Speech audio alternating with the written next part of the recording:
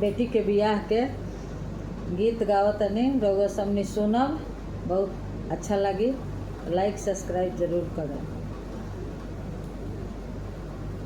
कहाँ में छुरिया गढ़ावल बरुए, इंगुरा ढारावल बरुए, अरे माई कमाना रे दू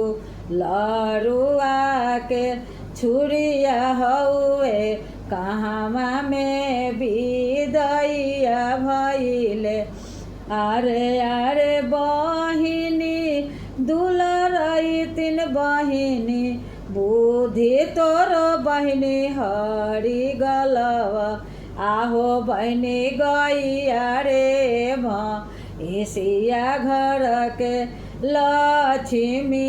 बहिनिया हई पाराया घरवा, अरे भैया कमन भैया, मती तोरो भैया हरि गईले, आहो भैया गैया रे भैंसिया बोलू हरि त बहिनिया काहे हारी गईल, सागर दिन भैया खेली आइले, सांझी बेरिया भैया हारी आइले,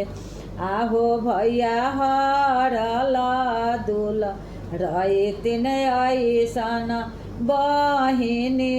कौन दुल्हा जीती लिहले।